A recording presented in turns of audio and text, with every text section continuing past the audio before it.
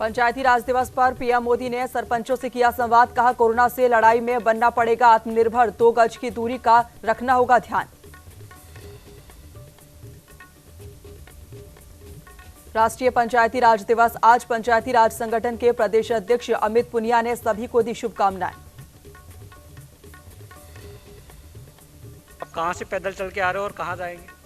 Lockdown के बीच मजदूरों का पलायन है जारी। मजदूर हरियाणा से चलकर मध्य प्रदेश के जाबा की ओर कर रहे हैं पलायन। मजदूरों को नहीं मिल रही सरकारी सहायता।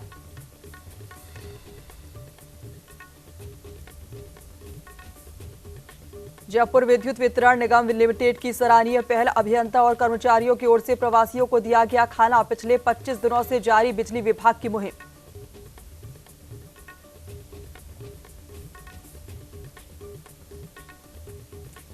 कोरोना वॉरियर्स का हुआ सम्मान। जयपुर के चांदपोल बाजार में सामाजिक कार्यकर्ताओं ने सफाई कर्मियों का किया सम्मान। महामारी के दौरान प्रशंसनीय कार्य के लिए धन्यवाद किया।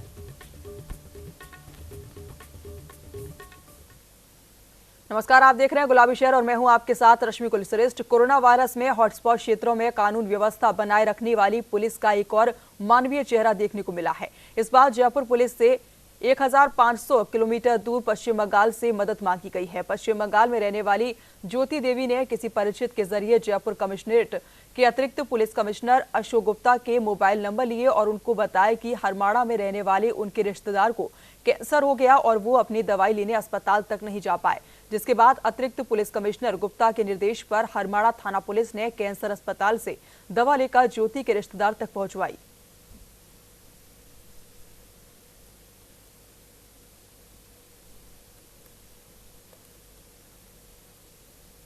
जयपुर के पंचवटी स्थित आदर्श स्कूल में प्रवासियों के लिए जयपुर विद्युत वितरण निगम लिमिटेड की अभियंता और कर्मचारियों की ओर से नाश्ते और भोजन का प्रबंध किया गया है। अजमेरी गेट कार्यालय में कार्यरत अधिशासी अभियंता राजेश गुप्ता और जेईएन हर्षित कुमार की ओर से शेल्टर होम में ठहरे हुए लोगों को लगातार सुबह का नाश्ता और खाने की सामग्री दी जा रही है। पिछले 25 दिनों से जारी इस मुहिम में बिजली विभाग के अधिकारी, कर्मचारी और उनके कुछ साथी भी शामिल हैं। विभाग के कार्मिक ये कार्य खुद के खर्चे से कर रहे हैं।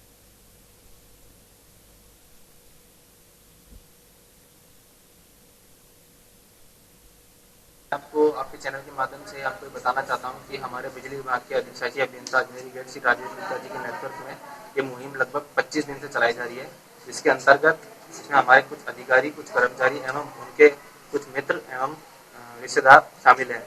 और इसमें हम रोज प्रवासी जो शेल्टर होम में रह रहे हैं, इनको लगभग 200 से 250 लोगों को हम प्रतिदिन नाश्ते की व्यवस्था कराते हैं। जिसके अंदर शेल्टर होम के अंदर ही लगभग 150 लोग शेल्टर रूम में रह रहे हैं। इसके अलावा जो बचे हुए हैं उनकी सूचना हमारे पास रहती है, तो हम उनको घर पे मौके पर उनके गंतव्य स्थान पे वो पैकेट 10-10, 15-15 के हिसाब से दे देते हैं। तोड़ कार्रवाई की है। आपको बता दें, एडीजी क्राइम पीएल सोनी ने बताया कि प्रदेश की सुरक्षा में करीब 80,000 पुलिसकर्मी तैनात हैं। वहीं 20,000 होमगार्ड भी पुलिस से कंधे से कंधा मिलाकर काम कर रहे हैं। इसके अलावा पुलिस मित्र और सीएलजी मेंबर भी पुलिस का पूरा सहयोग कर रहे हैं। कार्रवाई की बात की जाए तो अब तक 1350 मामले दर्ज हुए हैं। वहीं करीब 32,200 लोगों पर कार्रवाई हुई है। सोशल मीडिया पर अफवाह फैलाने वालों के खिलाफ भी पुलिस ने करीब 164 मामले दर्ज किए हैं। साथ ही कर्फ्यू या लॉकडाउन का उल्लंघन करने वालों को धारा 151 में करीब 9,000 लोगों को प्रदेश भर में गिरफ्तार किया गया है और 1,51,000 का मोटर व्हीकल का चालान हुआ है। राजस्थान पुलिस के करीब 80,000 जवान और करीब 20,000 होमगार्ड्स, करीब 1 लाख के करीब का बल जो है वो सारे जिलों में डिप्लॉयड है। और वो सारे जिला प्रशासन, वहाँ के हेल्थ वर्कर्स और सभी के साथ मिलकर के और इस महामारी से बचने में पूरा सहयोग कर रहे हैं। इसके एनफोर्समेंट की अगर हम बात करें तो लॉकडाउन वायलेशंस के करीब 1350 मुकदमे दर्ज किए गए हैं और 3,200 व्यक्तियों के खिलाफ ये कार्रवाई की गई है। सोशल मीडिया के अब्यूज को बड़ी संख्या में देखा गया है और पुलिस ने प्रभावी कार्रवाई करते हुए और 164 मुकदमे अब तक दर्ज किए गए हैं जिन लोगों ने सोशल मीडिया का दुरुपयोग किया और इसमें 237 लोगों के खिलाफ अभियोग दर्ज किए गए हैं। करीब 9,000 लोगों को प्रिवेंटिव अरेस्ट किया गया है 151 सीआरपीसी में, जो लॉकडाउन का, कर्फ्यू का उल्लंघन करते हुए पाए गए, बिना कारण के घूमते हुए पाए गए। अगर हम वाहनों की बात करें तो 1,91,000 वाहनों का चालान किया गया है इस पीरियड में एमवी एक्ट के तहत, और 1,03,000 वाहनों को जब्त किया गया है जो कि अकारण घूमते हुए मिले। लॉकडाउन के बीच मजदूरों का पलायन जारी है। हरियाणा के नारनौल कस्बे से खेती का कार्य निपटा के करीब 30 से अधिक लोग जयपुर के रेनवाल में रेलवे लाइन के पास से गुजरते हुए नजर आए। ये सभी भूख प्यास से बेहाल दिन रात पैदल सफर कर रहे हैं। इन मजदूरों को जब स्थानीय लोगों ने देखा तो उन्होंने भामाशाहों को बताया कि जिन्होंने रेलवाल से आगे भिंडा की तरफ जाकर मजदूरों को रोका और सभी मजदूरों को खाना खिलाया। वैसे तो प्रशासन हर कहीं मुस्तैद है, लेकिन लगातार मजदूरों का पलायन कई सवालिया निशान खड़े कर रहा है। आप कहाँ से पैदल चल के आ रहे हो और कहाँ जाएंगे? हम नारनौल से पैदल आ रहे हैं और एमपी जाएंगे। कितने दिन से आप पैदल यात्रा कर रहे हैं? 5 दिन से। तो आपको कोई रास्ते में कोई सरकारी मदद वगैरह कुछ नहीं मिली? कुछ नहीं मिली। और अभी कितने दिन का आपका सफ़र रहेगा? और अभी तो 6-7 दिन का और सफ़र रहेगा। कौन से स्थान पे जाओगे यहाँ एमपी में? झाबुआ। कोरोना महामारी से निपटने के लिए सरकार हर संभव प्रयास कर रही है। राजस्थान सरकार संवेदनशील है और राजधानी जयपुर में विभिन्न हॉटस्पॉट क्षेत्रों में कर्फ्यू लगाया हुआ है। ऐसे में आदर्श नगर विधायक रफीक खान पूरी तरीके से मॉनिटरिंग में जुटकर लगातार प्रशासनिक अधिकारियों से बातचीत कर रहे हैं। विधायक रफीक खान ने न्यूज इंडिया से बातचीत करते हुए जयपुर शहर के हॉटस्पॉट क्षेत्रों की विस्तृत जानकारी दी है। न्यूज इंडिया संवाददाता रहमतुल्लाह खान के साथ विधायक रफीक खान ने खास बातचीत की है। राजस्थान में लॉकडाउन के चलते प्रदेश भर में राजस्थान सरकार संवेदनशील है और साथ ही राशन सामग्री वितरण की बात करें तो राशन सामग्री वितरण जो है जरूरतमंदों को किया जा रहा है। साथ ही कई भामाशाह इसमें सहयोग दे रहे हैं। हमारे साथ मौजूद है रफीक खान जी, आदर्श नगर जयपुर का आदर्श नगर से विधायक, इनसे बातचीत करेंगे। सर, जयपुर शहर की व्यवस्थाओं को लेकर के क्या कहेंगे? जयपुर शहर में देखिए 3 चैलेंजेस साथ साथ हैं। पहला तो ये कि कैसे हम कोरोना की डिजीज़ को आगे स्प्रेड होने से रोके, जो सबसे प्राइमरी बात है।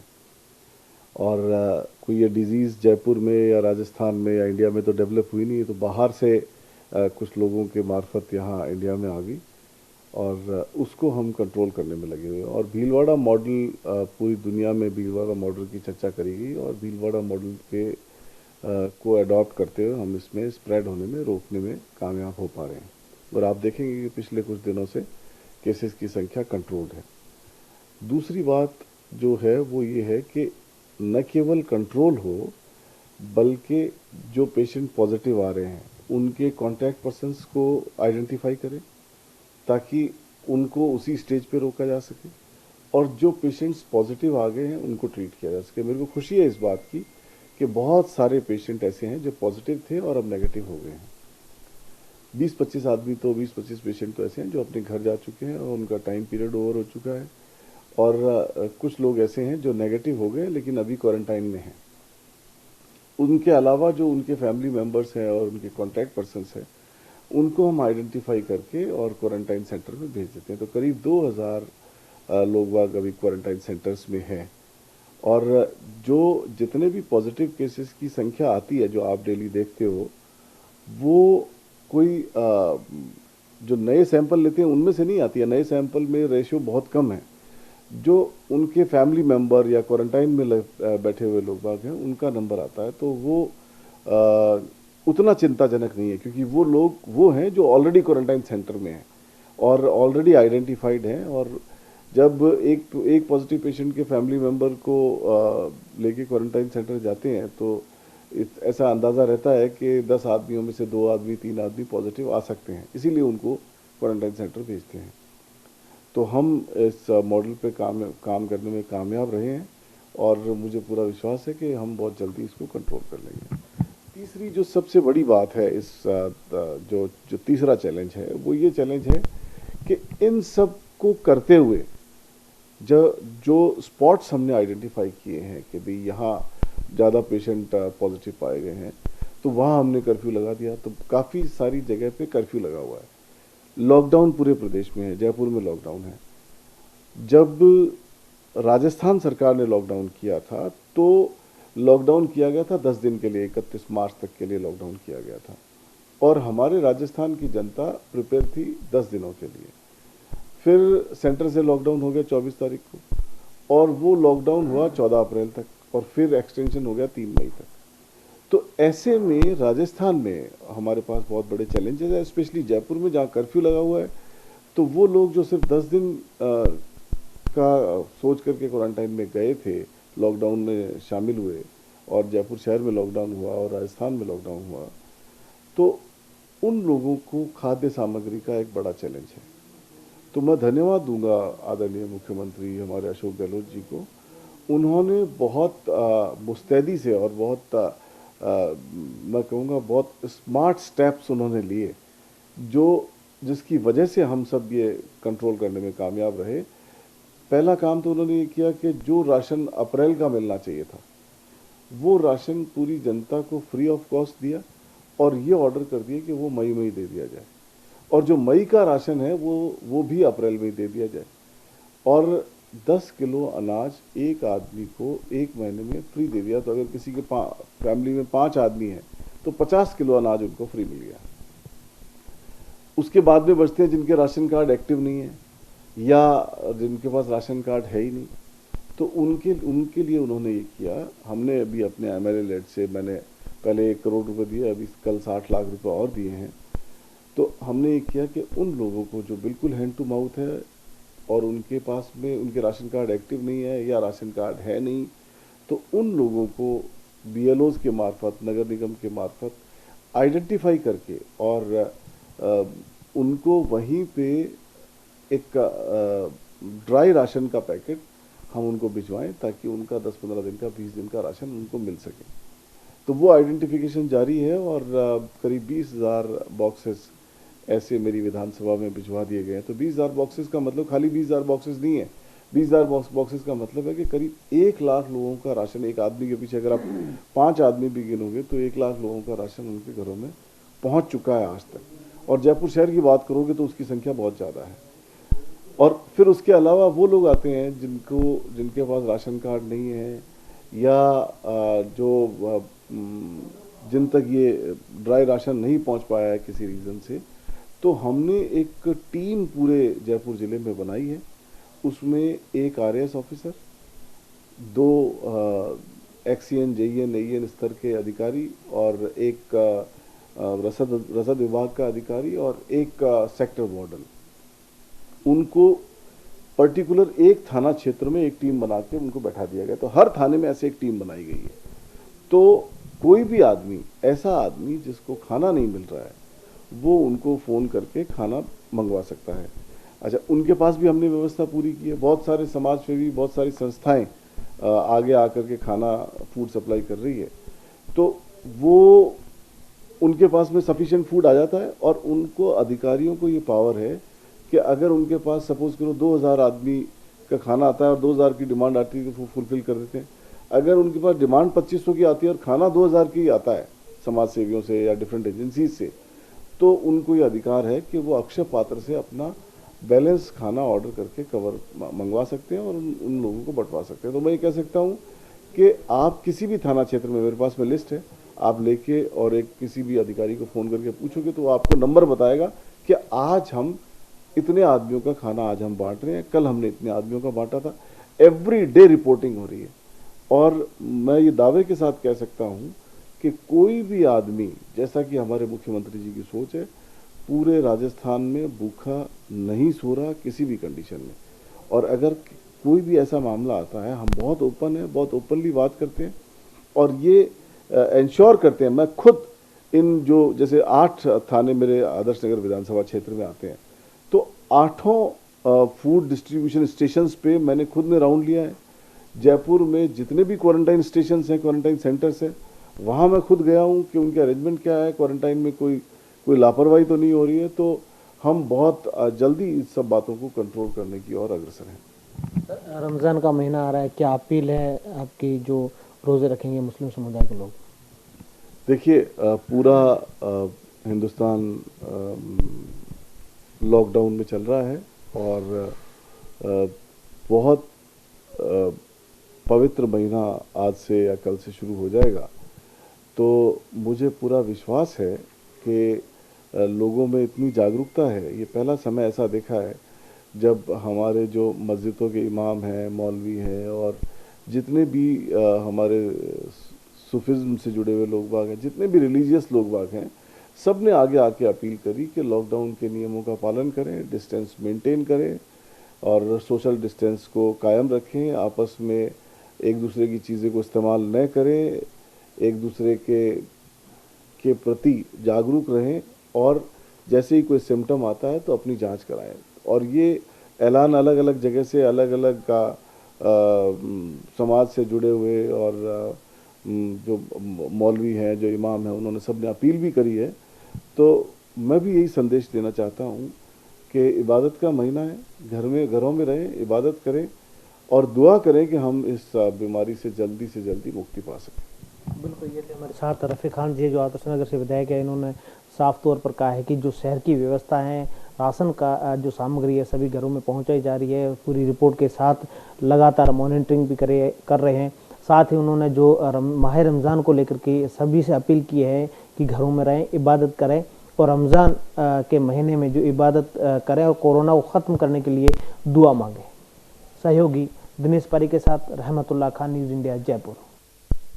राष्ट्रीय पंचायती राज दिवस के मौके पर जयपुर के राजीव गांधी पंचायती राज संगठन के प्रदेश अध्यक्ष अमित पुनिया ने सभी को शुभकामनाएं दी हैं और कहा कि राजस्थान का सौभाग्य रहा है कि पूर्व प्रधानमंत्री पंडित जवाहरलाल नेहरू ने पंचायती राज की शुरुआत राजस्थान के नागौर जिले से की थी।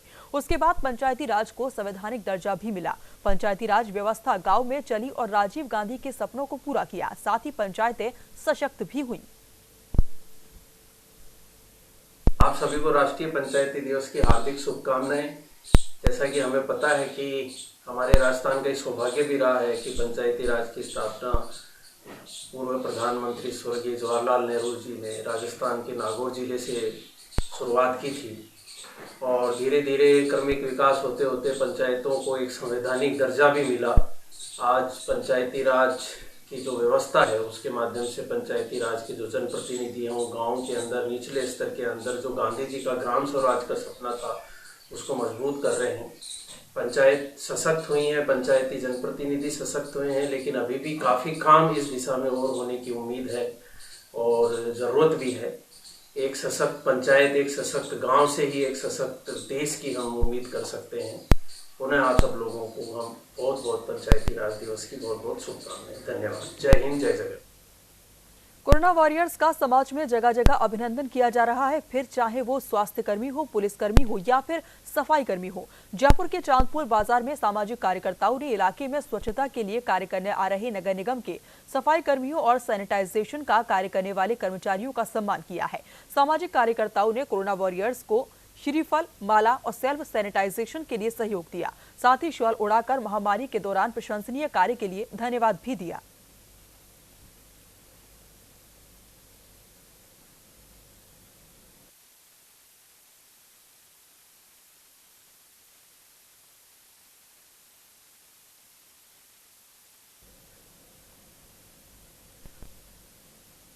कोरोना संकट के समय में बागड़ा ब्राह्मण समाज आगे आया है, जहां पर बागड़ा समाज ने राष्ट्रीय अध्यक्ष बद्री बागड़ा नेतृत्व में मुख्य सचेतक डॉक्टर महेश जोशी को 11 लाख की राशि का चेक सौंपा है।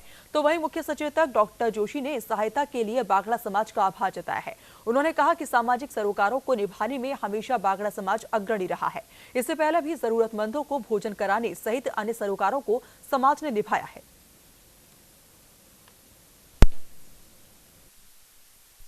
अखिल भारतीय बागड़ा समाज द्वारा ये जो प्रेरणादायी पहल की गई है, मैं इसके लिए आभार व्यक्त करता हूँ।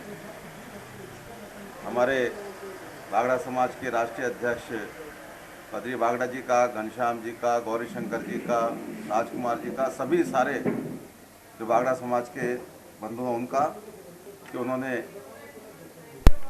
पूरे समाज से 11 लाख रुपए की राशि एकत्रित करके मुख्यमंत्री सहायता कोष कोविड-19 में दी है। लॉकडाउन के चलते सीएम गहलोत की अपील कोई भूखा ना सोए को लेकर सरकार के अलावा तमाम भामाशाह लगातार राशन सामग्री बांट रहे हैं। इसी क्रम में कांग्रेस नेता रुचि पारवानी लगातार शहर के विभिन्न जगहों पर राशन सामग्री, सैनिटाइजर और मास्क बांटकर जनसेवा कर रही हैं, जहां उन्होंने शहर में राशन सामग्री के साथ साथ सैनिटाइजर और मास्क भी वितरित किए हैं।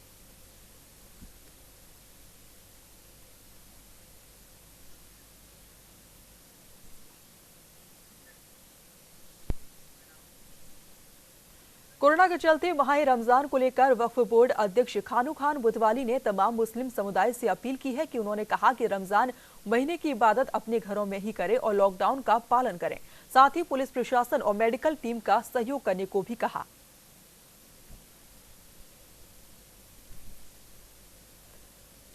रमजान का महीना आज से शुरू होने जा रहा है। तमाम अक़लियत के लोगों से गुजारिश करना चाहता हूं कि वो अपने घरों में रहें, इबादत अपने घरों में करें, नमाज तरावी अपने घरों में पढ़ें। किसी तरह की 2 या 2 से अधिक व्यक्ति कहीं इकट्ठा ना हो। सरकार की जो इस महामारी के समय 144 144 की जो धारा लगी हुई है, जो तमाम अक़लियत नहीं तमाम हिंदुस्तान के हर नागरिक को उसको फॉलो करना है।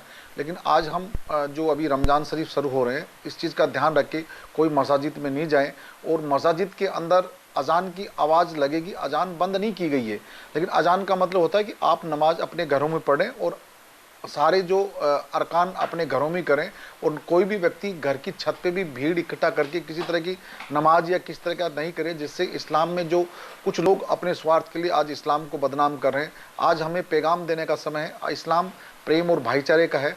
आज यह पैगाम हम इस 1 महीने की इबादत से इस हिंदुस्तान की सरजमी की खुशहाली आबादी के लिए हम दुआएं करें कि इस महामारी को हम कैसे रोकें। जिस तरह से राजस्थान सरकार के सम्मानीय मुख्यमंत्री महोदय 24 में से 18 से 20 घंटे तक काम करके यहाँ के योद्धा, डॉक्टर्स, नर्स, सिपाही से लेके अफसर तक और सोशल और मीडिया के लोग कर रहे हैं। इस तरह से दोस्तों हम सब मिलके ये इबादत के महीने में इबादत करें। फिलहाल अभी के लिए बस इतना ही। तमाम खबरों के लिए आप